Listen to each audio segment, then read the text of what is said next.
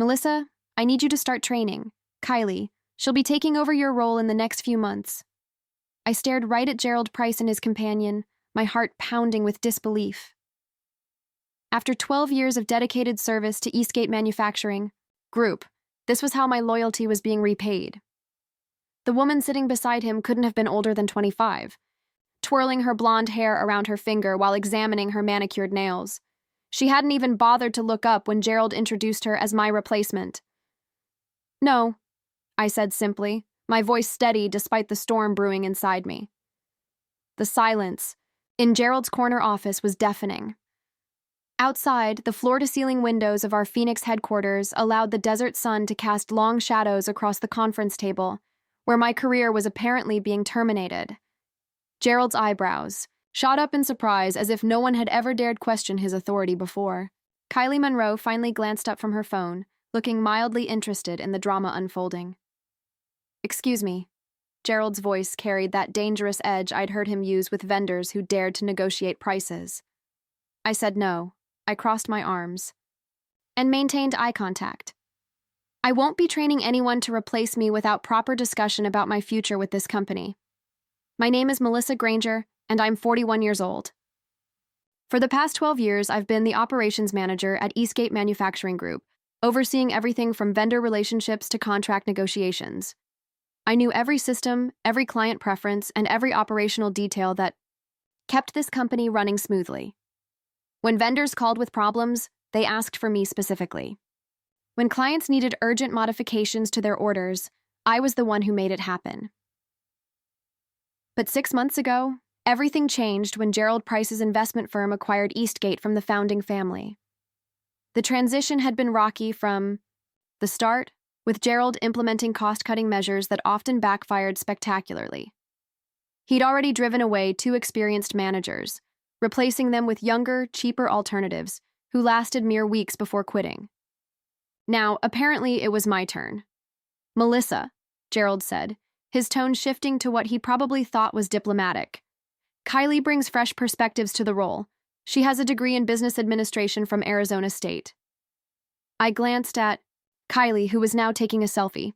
"Does she have any manufacturing experience? Any understanding of our client base or vendor relationships?" "That's what the training period is for," Gerald replied curtly. The irony wasn't lost on me.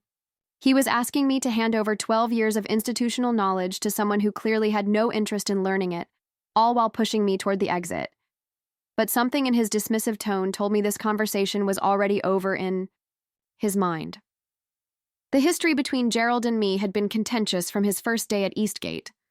Like the previous owners, the Harrison family, who had treated employees like valued partners, Gerald viewed us as expendable resources. The Harrisons had promoted me 3 times during my tenure, recognizing my ability to streamline operations and build lasting relationships with our key accounts. I thought back to my conversation with Robert Harrison, the former owner's son, just weeks before the acquisition was finalized. We'd been reviewing quarterly reports in his office when he looked up from the financial statements with concern. "Melissa, I want you to know that your position is secure regardless of who takes over," he'd said. "Your operational knowledge is irreplaceable. Any smart buyer would recognize that." If only he'd known how wrong he'd be. Gerald had made his intentions clear during our first staff meeting 6 months ago. "We're going to modernize operations," he'd announced, gesturing toward a PowerPoint slide filled with corporate buzzwords: fresh thinking, innovative approaches, streamlined processes. What he really meant was replacing experienced employees with cheaper alternatives. In the months that followed, I'd watched him systematically dismantle the relationships and systems that had made Eastgate profitable. He'd alienated our biggest client, Morrison Industrial, by attempting to renegotiate contracts that had been carefully structured over years. He'd switched to cheaper suppliers without understanding the quality implications, resulting in 2 major product recalls. Through it all, I'd tried to guide him, sharing insights about client preferences and industry best practices. But Gerald had made it clear that he wasn't interested in learning from the existing team. He wanted to implement his own vision regardless of the consequences. The breaking point had come last week when I discovered his relationship with Kylie. She'd been hanging around the office for months, initially introduced as a consultant reviewing our operations. But office gossip travels fast, and it became obvious that their relationship extended far beyond professional boundaries. She'd been seen leaving his apartment building, accompanying him to business dinners, and now apparently being groomed to take over my position. I'd noticed her complete lack of interest during the few meetings she'd attended. While I was explaining complex client requirements, she'd been texting or examining her reflection in her phone screen. When vendors called with technical questions, she'd immediately transferred them to me without attempting to understand the issues. The woman Gerald wanted me to train couldn't distinguish between different types of manufacturing processes, had never read a contract, and seemed to think our biggest client was a clothing company rather than an industrial supplier. But she was young, attractive, and more importantly, she was his. "Melissa, I think you're overthinking this," Gerald continued, snapping me back to the present. "Kylie is eager to learn, and your experience would be invaluable in getting her up to speed." I looked at Kylie again, who was now applying lip gloss while ignoring our conversation entirely. The request wasn't just professionally insulting. It was a slap in the face to everything I'd built at this company. The realization hit me like a cold wave as I sat in that office, watching Gerald's expectant expression and Kylie's complete disinterest. This wasn't a training opportunity. It was a systematic replacement. He wanted me to hand over 12 years of institutional knowledge, client relationships, and operational expertise to his mistress, then gracefully fade into obsolescence. "What happens to my position after the training? Period?" I asked, though I already suspected the answer. Gerald's slight hesitation confirmed my fears. "We'll evaluate the organizational structure as we move forward. There might be opportunities in other departments." Translation: I'd be demoted, sidelined, or eliminated entirely once Kylie had extracted everything she needed from me. I thought about the Morrison Industrial contract I'd personally negotiated last year, securing a 3-year deal worth $8 million. I remembered staying late countless nights to resolve shipping complications, personally calling suppliers to expedite urgent orders, and building relationships with purchasing managers who trusted my word above any written contract. Now, Gerald wanted me to hand all of that over to someone who couldn't be bothered to look up from her phone during a career-defining conversation. "I need time to consider this," I said, standing up from my chair. "There's nothing to consider," Gerald replied, his tone turning sharp. "This is a directive, not a request. Kylie starts shadowing you tomorrow morning." The finality in his voice crystallized everything. This wasn't a discussion or negotiation. It was an ultimatum. Train my replacement or face the consequences. I looked around the office that had become so familiar over the years. The awards on the walls recognizing Eastgate's operational excellence achievements I'd played a significant role in earning. The framed photographs of company milestones, including the groundbreaking ceremony for our new facility that I'd helped plan and coordinate. Gerald was willing to throw all of that institutional knowledge away for the sake of his personal relationship. He was gambling the company's operational stability on someone who had never worked a day in manufacturing, never dealt with the complexities of supply chain management, and never felt the pressure of meeting client deadlines. "I understand your position perfectly," I said, my voice calm but resolute. "And my answer remains the same. No, I will not train Kylie Monroe to replace me." Gerald's face flushed red. "Melissa, I don't think you understand the situation. This company is moving in a new direction, and if you can't adapt, then you'll need to find someone else to implement that direction," I interrupted, meeting his glare without flinching. Kylie finally looked up from her phone, seeming to realize that the conversation had taken a serious turn. "Is there a problem?" she asked, her voice carrying the entitled tone of someone who had never faced real consequences.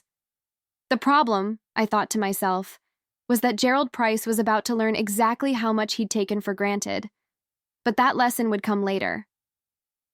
2 hours later, I was sitting in human resources with my termination papers spread across the table. Gloria Henderson, the HR director who had processed my promotion paperwork 3 times over the years, looked genuinely uncomfortable as she slid the documents toward me. "Melissa, I want you to know this wasn't my recommendation," she said quietly, glancing toward the door as if Gerald might be listening. "Your performance reviews have been exceptional, and your operational knowledge is, well, it's irreplaceable. I scanned the termination letter, noting the carefully worded language about organizational restructuring and strategic realignment. No mention of my refusal to train Kylie, no acknowledgement of my 12 years of service, and most insulting of all, no severance package. Effective immediately? I asked, pointing to the date. Gloria nodded reluctantly. Gerald wants a clean transition. Kylie will be starting in the operations department tomorrow morning. The absurdity of the situation struck me. They were terminating the person who actually knew how to run operations while installing someone who couldn't tell the difference between a purchase order and a shipping manifest. It was corporate suicide disguised as innovation.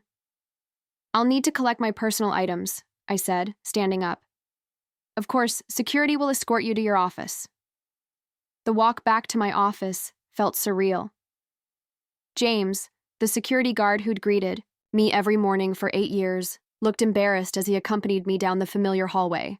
Other employees watched from their cubicles, whispering among themselves. Word traveled fast in a company this size. At my desk, I began packing 12 years of accumulated memories, photos from company retreats, awards for operational excellence, thank you cards from grateful clients. But more importantly, I discreetly copied key operational documents onto a portable drive, procedures I'd developed, client contact lists I'd maintained, and vendor relationships I'd cultivated. Technically, this information belonged to me as much as the company. I'd created most of these processes from scratch, building systems that transformed Eastgate from a struggling manufacturer into an industry leader. If Gerald wanted to discard my contributions, he couldn't expect me to leave behind everything I'd built. My computer password was still active, giving me access to files that contained detailed information about client preferences, supplier relationships, and operational procedures. That existed nowhere else. The Morrison Industrial account alone required knowledge of specific quality control measures, shipping protocols, and communication preferences that I'd documented but never formally transferred to company databases. As I worked, I could see Kylie through the glass partition, sitting in the conference room with Gerald while he showed her organizational charts. She was nodding absently while scrolling through her Instagram feed, clearly more interested in her social media than understanding the business she was supposedly ready to manage. Take your time, James said quietly. This whole situation is ridiculous.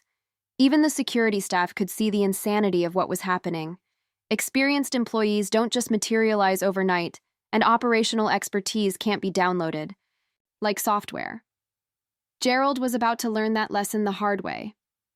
My phone buzzed with a text message from David Chen, a former colleague who now worked for Silverstone Industries, one of Eastgate's biggest competitors.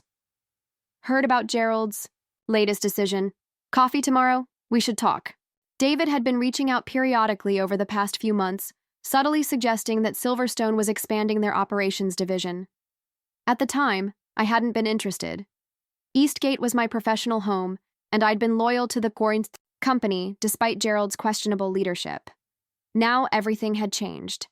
I finished packing my personal items, handed my building access card to James, and walked out of Eastgate Manufacturing for what I assumed would be the last time. But, as I reached my car, I realized this wasn't an ending. It was the beginning of something else entirely. Gerald Price thought he could discard me like outdated equipment, replacing institutional knowledge with inexperience and loyalty with convenience. He was about to discover just how wrong he was. The EO. Next morning, I met David at a quiet cafe in downtown Phoenix, far from the industrial district where both Eastgate and Silverstone operated. He was already waiting when I arrived, scanning the morning news on his tablet while sipping coffee. "Melissa," he said, standing to greet me. "I have to say, Gerald's timing couldn't be better for us." David had been Eastgate's supply chain manager before leaving 3 years ago to join Silverstone Industries. He'd tried to convince me to follow him then, but I'd been committed to seeing through some major projects with the Harrison family. Now, sitting across from him in the morning sunlight, I wished I'd listened. "Tell me about the position," I said without preamble. "Director of Operations, reporting directly to the CEO. Salary increase of 30% over what you were making at Eastgate, plus performance bonuses tied to client acquisition and retention."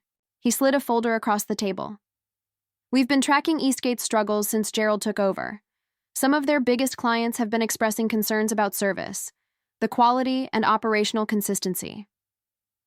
I opened the folder to find a detailed job description that seemed tailored specifically to my experience. Silverstone was planning an aggressive expansion into the same market segments where Eastgate had traditionally dominated. They needed someone who understood not just the technical aspects of manufacturing operations, but the relationship management. That kept clients satisfied. There's something else, David continued, lowering his voice. Morrison Industrial has been in preliminary discussions about moving their account.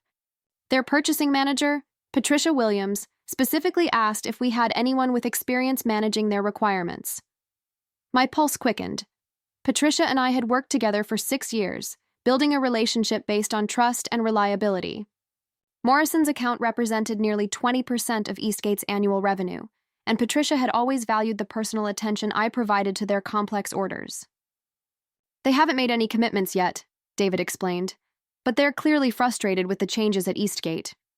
Gerald tried to renegotiate their contract terms last month, proposing cost increases that Patricia found unreasonable. I wasn't surprised. Gerald had a habit of viewing client relationships as purely transactional, failing to understand the personal connections and trust that kept major accounts loyal. He'd probably presented Patricia with a spreadsheet analysis rather than acknowledging the value she placed on reliable service and consistent communication. When would you need an answer? I asked. The position needs to be filled within 2 weeks. We're announcing our expansion plans at the Industry Manufacturing Conference next month, and we want our operational leadership in place before then. The Industry Manufacturing Conference. I'd attended that event for the past 8 years, representing Eastgate at vendor meetings and client presentations. This year, Gerald had planned to use the conference as a platform for announcing his operational modernization initiatives, with Kylie presumably playing a prominent role. The irony was almost poetic. While Gerald was showcasing his inexperienced replacement, I could be across the hall representing Silverstone's competitive expansion. I'm interested, I said, closing the folder. Very interested. David smiled. I hoped you would be. There's one more thing you should know. Our CEO, Jennifer Martinez, specifically requested this meeting. She's been following your career for years and considers you one of the most respected operations managers in the industry. We spent the next hour discussing the details of Silverstone's expansion plans, their client acquisition strategy, and the operational improvements they wanted to implement. Everything they described aligned perfectly with the systems and processes I'd developed at Eastgate, but with the resources and leadership support I'd never had under Gerald's oversight. By the time I left the cafe, I'd already made my decision. Gerald Price had discarded me without understanding my value. Silverstone Industries was offering me the opportunity to demonstrate exactly what that mistake would cost him. Within a week, I was officially hired as Silverstone's Director of Operations. The transition was seamless, almost too easy, as if the universe was correcting a cosmic injustice. Jennifer Martinez, Silverstone's CEO, conducted the final interview personally, and her enthusiasm for my experience was a refreshing contrast to Gerald's dismissive attitude. We've been waiting for the right person to lead our expansion, Jennifer explained during our meeting. Your reputation in the industry precedes you, and frankly, Gerald's loss is our gain. Meanwhile, reports from my former colleagues at Eastgate painted a picture of mounting chaos. Kylie had indeed started in the operations department, but without my guidance, she was struggling with even basic tasks. According to Maria Santos, one of the production supervisors who'd remained at Eastgate, Kylie had already made several costly mistakes. She approved a shipment to Morrison Industrial that didn't meet their specifications. Maria told me during a quiet lunch meeting that Patricia Williams called 3 times trying to reach someone who understood their quality requirements, but Kylie kept transferring her to different departments. The situation was exactly what I'd predicted. Complex manufacturing operations couldn't be managed by someone without experience, regardless of their educational credentials or personal relationships. With ownership, client requirements, vendor relationships, and operational procedures had been developed over years of trial and error, guided by institutional knowledge that couldn't be easily transferred. What did Gerald say when Morrison complained? I asked. He blamed the production team for not properly training Kylie, then he sent her to a 3-day manufacturing seminar, thinking that would solve everything. I almost laughed at the absurdity. 3 days of generic training to replace 12 years of hands-on experience and relationship building. Gerald was living in a fantasy world where expertise could be purchased rather than earned, but my focus was now on Silverstone's rapid preparation for the industry manufacturing conference. Jennifer had moved up our expansion announcement, wanting to capitalize on the instability at Eastgate, while their major clients were reconsidering their options. "We're going to make a statement," she told me during one of our planning sessions.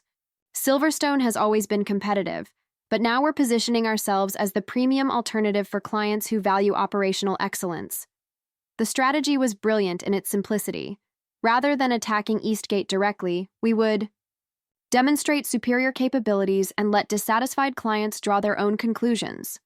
My role would be to lead operations, presentations showcasing the systems and processes that could provide the reliability and personal attention that Gerald was systematically destroying. Patricia Williams from Morrison Industrial had already agreed to a preliminary meeting at the conference. She wasn't ready to commit to changing suppliers, but she was clearly interested in understanding Silverstone's capabilities. Other clients were equally curious, having heard through industry networks about my move to Silverstone. 2 weeks before the conference, I received an unexpected call from Gloria Henderson at Eastgate's HR department. "Melissa, I probably shouldn't be calling you, but I wanted you to know that Gerald is planning to use the conference to announce Kylie as his new director of operations. He scheduled presentations about innovative management approaches and fresh perspectives in manufacturing." The news didn't surprise me, but it did provide useful intelligence. Gerald was doubling down on his decision, publicly promoting Kylie, despite her obvious lack of qualifications. He was betting his company's reputation on someone who couldn't handle basic client interactions, let alone strategic operational management. "Thank you for the heads up," I told Gloria. "Melissa, I hope you know that most of us never supported what happened. Gerald made that decision on his own." As I hung up the phone, I realized that the industry manufacturing conference would become much more than a professional gathering. It would be the stage where Gerald's arrogance finally met its consequences, and where my 12 years of expertise would find its proper appreciation. The morning of the industry manufacturing conference, I stood in the lobby of the Phoenix Convention Center, wearing my best navy suit and carrying the confidence that comes from knowing you're exactly where you belong. The venue buzzed with familiar faces, vendors, clients, and industry professionals I'd worked with for over a decade. Patricia Williams spotted me first, approaching with a genuine smile that contrasted sharply with the polite but strained interactions I'd witnessed between her and Gerald's team. "Melissa, I heard about your move to Silverstone. Congratulations," she said, extending her hand. "I have to admit, I was hoping we'd have a chance to talk."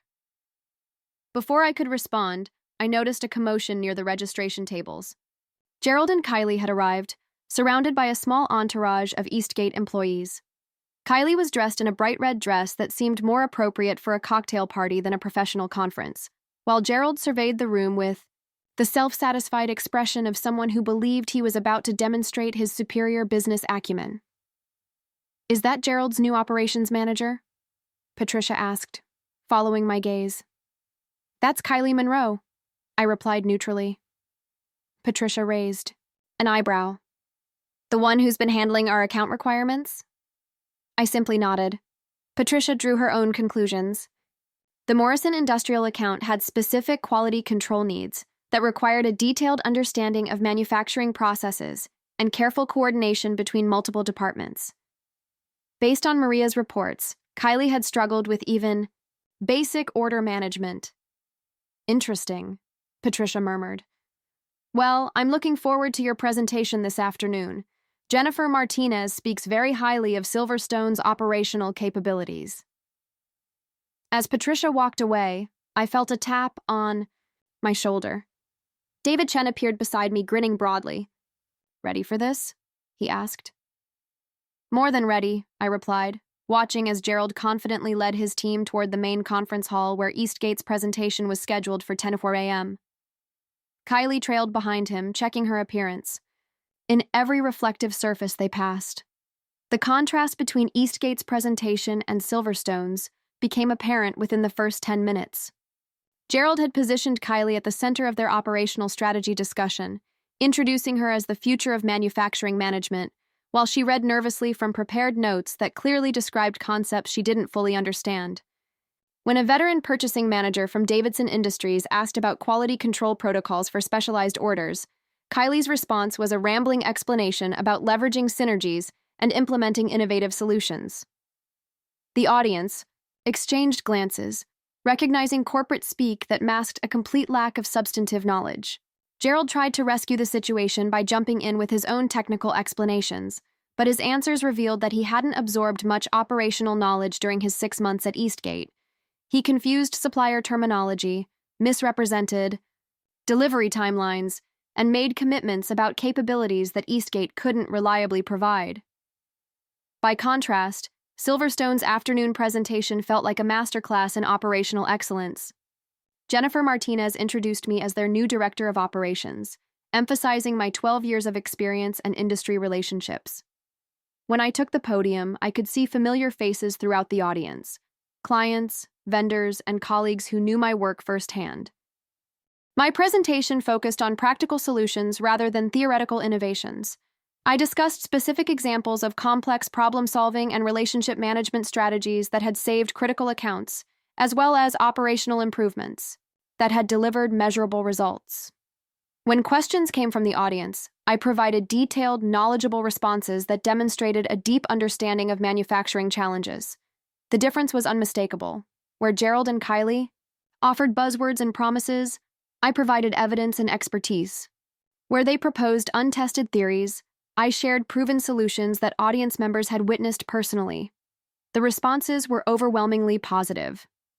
Patricia Williams was the first to approach, but she wasn't alone. Other purchasing managers and industry professionals crowded around, eager to discuss potential partnerships and explore Silverstone's expanded capabilities. Gerald's revolution was colliding with my evolution, and the outcome was becoming increasingly clear. Looking back now, I realize that Gerald Price gave me the greatest gift possible when he fired me for refusing to train his replacement. He forced me to recognize my true worth and find an organization that valued experience over appearances. Sometimes the best revenge isn't what you do to someone. It's becoming successful enough that their dismissal of you becomes their greatest regret. In the end, I didn't need to destroy Gerald Price. I simply let him destroy himself while I built something better.